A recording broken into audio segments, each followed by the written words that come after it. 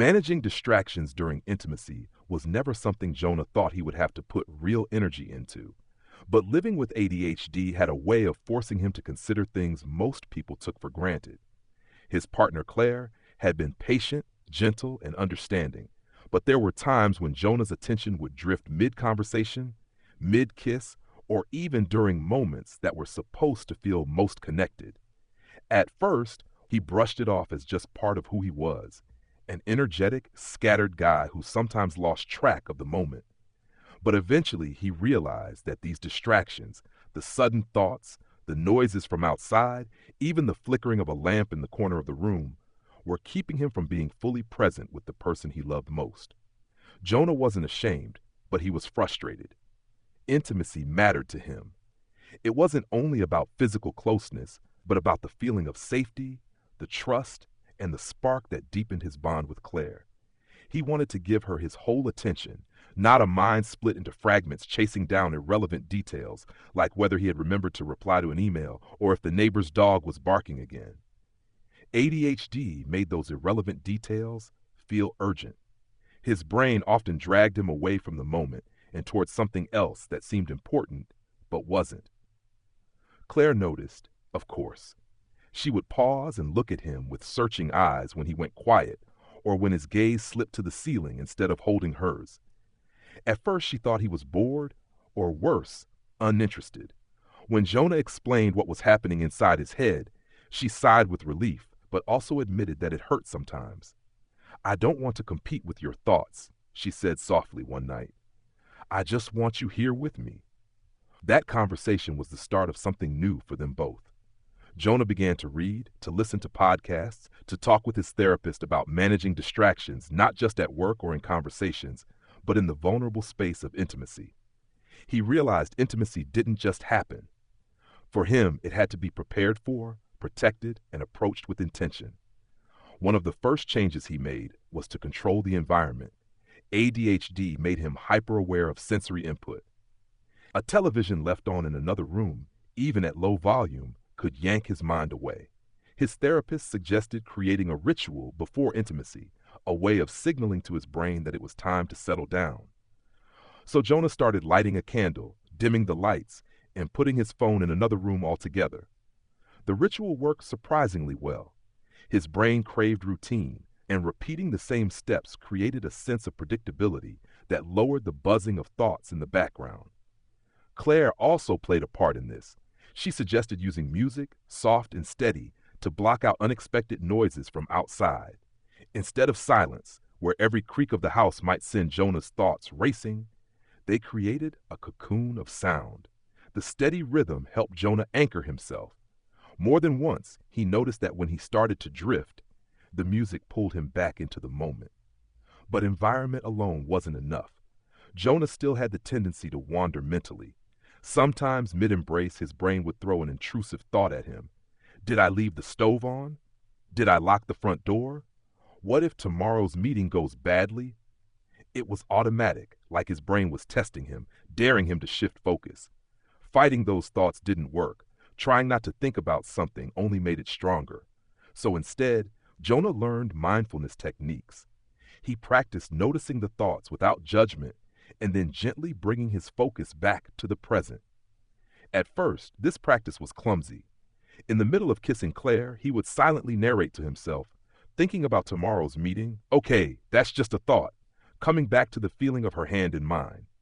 It seemed mechanical, but it worked. Over time, the shift back to the moment became smoother, more natural. Jonah realized intimacy could actually be a form of mindfulness meditation if he allowed it to be, staying present with touch, with breath, with connection. Claire, for her part, appreciated his honesty. She encouraged him when he confessed that his mind had drifted and gently guided him back with touch or whispered words. Instead of feeling rejected, she began to see his effort, his deep desire to be present with her despite his challenges.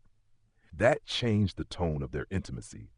It became less about performance and more about shared presence. Another strategy Jonah discovered was the power of communication before intimacy.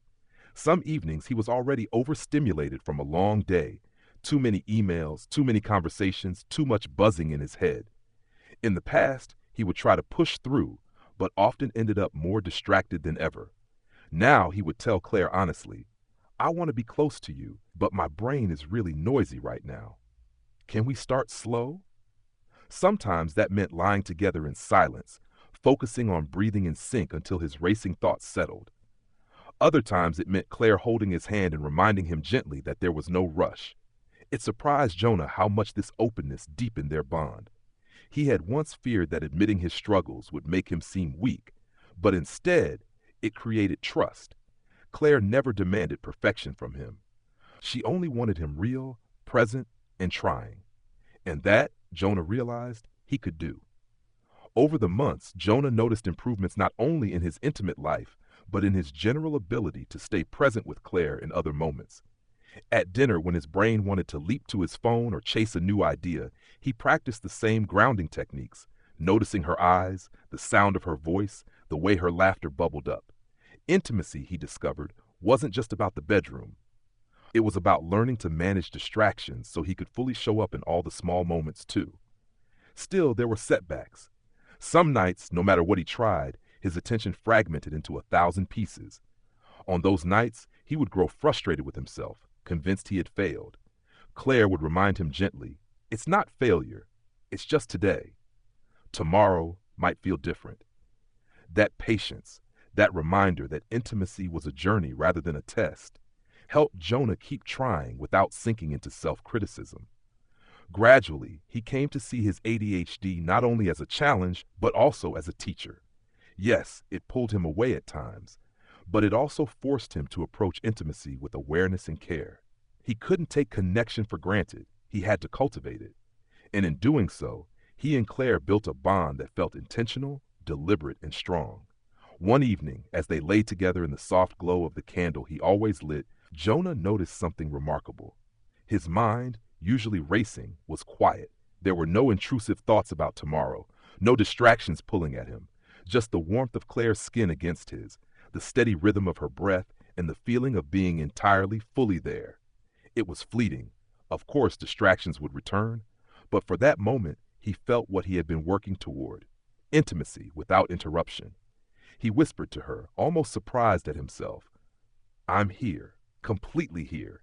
Claire smiled and whispered back, I know. And Jonah realized then that managing distractions wasn't about eliminating them forever. It was about learning how to return, again and again, to the person who mattered most. Word count. 1105. Would you like me to make this story more realistic and grounded, as if written for someone actually living with ADHD and looking for relatable experiences, or keep it more narrative and reflective, like a short story with emotional depth?